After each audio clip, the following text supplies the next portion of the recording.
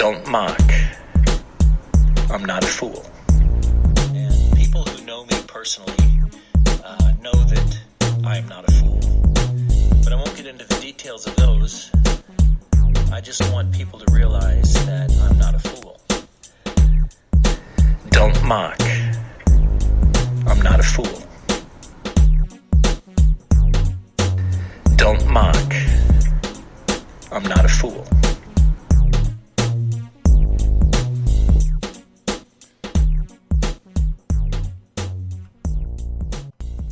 Hey there, it's Tony, and welcome to episode 56 of the Dumb Leaders podcast. Today we're looking at really dumb beliefs held by exceptionally smart people. Yes, I know it's a bit of a mouthful, but hey, it seemed like a really good idea at the time. So thanks for tuning in to episode 56 of the Dumb Leaders podcast. Now, last week I spoke about the NRL and I spoke about the National Rugby, which is the National Rugby League competition here in Australia. And I could have written, this episode could have been about the National Rugby League as well, because it's fundamentally one of the dumbest leagues, sporting competitions in the world. It's just a competition where people that are close to the game, people that report on the game, seem to have in their sole agenda is to bring the game down. It's just dumb. It's just really, really dumb. But I chose not to. Today I went to the Quora website. It's been a little bit quiet over there at dumbleaders.com, so if you've got questions, queries, or if you want to share stories, head to dumbleaders.com and drop us a line, and we'll certainly talk about it on the Dumb Leaders podcast. But this week's episode comes to you from a question that was raised on the Quora website. So that's Quora. And it's a website where you can ask questions in relation to almost anything. And many people use it to seek advice and guidance. And it's actually a site that I go on quite often to share my experiences and have input. So it seemed a logical place for me to have a look to get a topic for today. And the topic for today was a question that was posed way back in 2012. Isn't it funny how we look at things like 2012 as way back? One of my clients actually spoke to me during the week. He picked up a business book from 2005 and asked, would this still be relevant? 2005. Now, fundamentally, that's 14 years ago. There was going to be some outdated stuff in that, I would imagine, but there's some of the core and the fundamentals in that would be still quite relevant today. So, of course, he would find the value within a book like that. But it's really funny. We look at this time frame nowadays, 2012. This is way back. So this question comes from 2012. What are some really dumb beliefs held by exceptionally smart people? And there was a couple of people that answered this question, something like 100 odd answers. Now, I'm not going to go through 100 odd answers, but I've chosen a bit of a broad cross-section. And this is an answer from Jay Best. He said, a lot of intelligent, in brackets, high IQ people miss social cues and don't understand that most people, themselves included, run on emotion. Now, the intelligence trap, in inverted brackets, outlines that most people pick a belief based on their gut emotion and then use intelligence to then convince themselves of why that was so clever. And we see this in marketing decisions. Our marketing decisions are driven by emotion, and then we use logic to justify the decision that we just made. So in the case, as Jay Best is talking about here, that the same thing applies when it comes to beliefs. So a really dumb belief held by an especially smart person may be something that they've convinced themselves is the case. Now, the next answer comes from a person called Jacob Johansson, and he talks about two beliefs, both related to pride. Many people seem to think they know everything, and many believe that the things they don't know don't matter. Interesting. So he's related it back to that particular question to two very specific points. Many people don't seem to think that they know everything, and I'm sure that you would know people out there in that boat that believe that they know everything and they have nothing else to learn. And many people believe that things they don't know don't matter. And I suppose in some ways that's actually quite true, because many people live their lives based on their immediate circumstances and situations that they're in. So that would almost seem to be absolutely true. So many people believe that things they don't know don't matter. Now, how you make them matter is probably the challenge that we all have, because there are things that you don't know that probably should matter.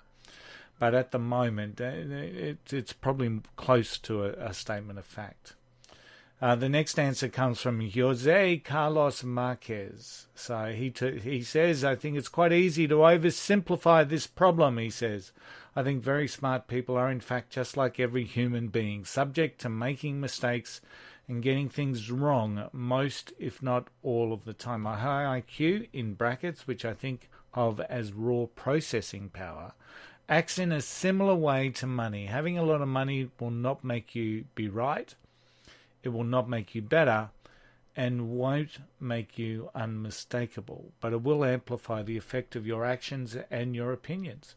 So that's quite an interesting response from Jose. So, Jose, very interesting, and probably there's a fair bit of truth in that as well. So I like the comment that he says getting things wrong most, if not all of the time. And that's interesting, isn't it? Because that's fundamentally what the Dumb Leaders podcast is all about, helping us learn from other people's mistakes so we don't make them ourselves. But fundamentally what Jose is saying there is that doesn't really matter. We're going to make the mistakes anyway. So interesting. John Davis says, smart people dismiss those things that they cannot easily prove.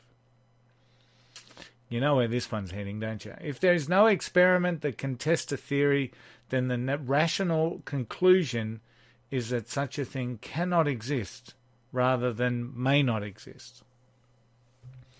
Very intelligent people have used this concept to attack all forms of spirituality and things that cannot absolutely be proven.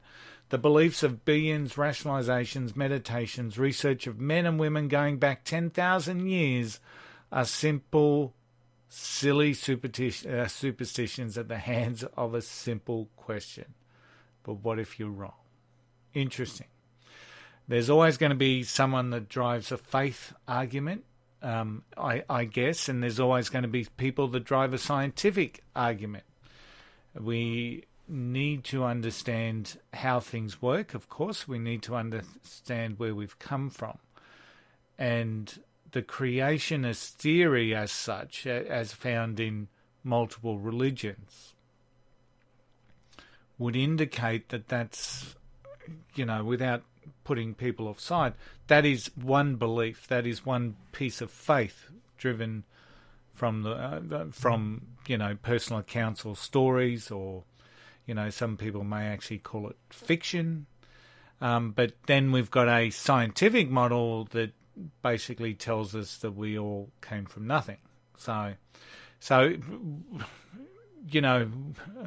unfortunately, we don't have a time machine that takes us all the way back to actually determine whether it's true or false. But it's interesting that someone uses this forum and this particular question to launch a defense of religion. So I don't think religion is actually under attack. People are allowed to believe whatever it is that they want to believe.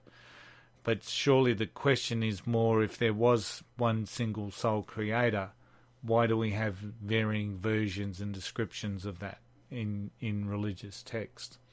And maybe if we could understand that, maybe there's a case to be put forward. So, hey, the next one comes from someone who wanted to be anonymous, and he says, I will make this anonymous in case my exceptionally smart friends read this, and I will try to make an analysis so that they cannot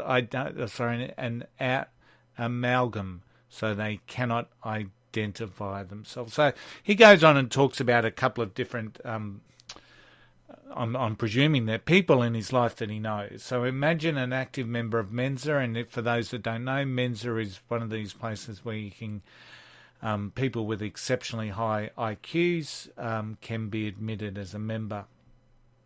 So imagine an active member of Mensa who will not commit to a work deadline unless there is some bonus in there for him, e.g. a dinner for two with his girlfriend, who refuses to vote because his vote will not count, who borrows the company car without proper business or authorization and proceeds to cause a multiple car pile-up. This guy's obviously got a bone to pick with one of his mates. So this is only a mild example of an exceptionally smart person's, and he's invented a word. It's called exceptionalism. So good on you, Anonymous. So yeah, some people are very, very smart and they still completely do dumb things.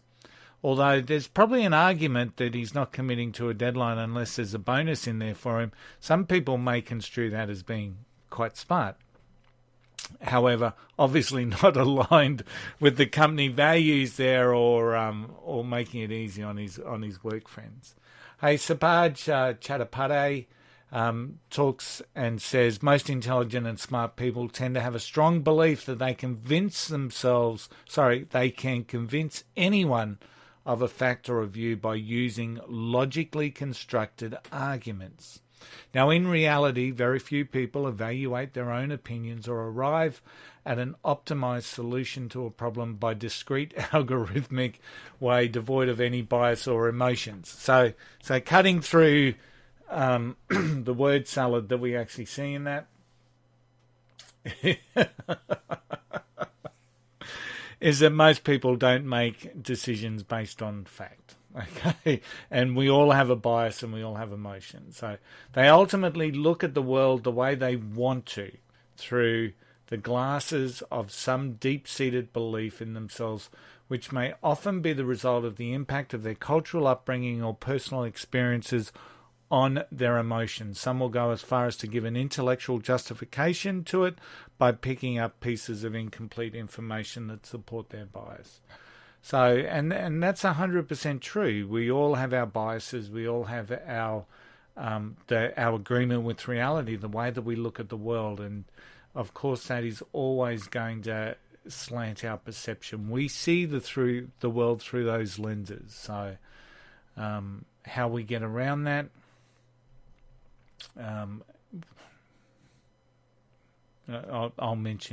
I'll talk through maybe a potential way that we can get around that at the end. And the final one comes from a gentleman called John Crowley.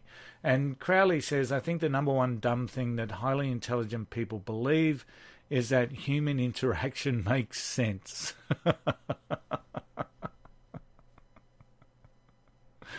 Okay, so the number one dumb thing that highly intelligent people believe is that human interaction makes sense. By this I mean the smarter someone is, the more likely they are to expect that there is a rational explanation for the actions of others. When they have a fight with a significant other, they expect to be able to explain why the other person is wrong and have it end. When a personality conflict arises, they expect to be able to discuss their way out of it and come to a rational conclusion. And I'd probably agree with that. And I think that is, for any fans of the Big Bang, for example, would see that very clearly in the character of Sheldon. So the number one people are problem smart people, and more often, in my experience, smart men. A little bit of gender bias coming through, is the assumption that the rational explanation for an emotional or interpersonal conflict is the only one that matters. Once you accept that instinctual and emotional responses are equally likely culprits for tension or disagreement, it becomes a lot easier to address problems without making them worse. I've seen some of the smartest people I've ever met limit themselves needlessly because the other person is just wrong, and correcting that is somehow more important than actually resolving the situation. And once again, a really valid answer there, because from my experience, we see that all the time. There are people that I know, people that I've interacted with, seem to have this overriding concept that ultimately they should be correcting people when they're wrong. When ultimately people should just say, well, that's just their way of looking at it. So unless it's going to, in what they're wrong is going to cause irreparable harm to the world, if it's their opinion, allow them to have that. It may be the only thing that they're allowed to have. So what does all this mean for you, and why have I done this today? What it means is that often even the most smartest people and executives do some really dumb stuff and have some really dumb beliefs. And ultimately more so if they're not fully self-aware of their own faculties and emotions.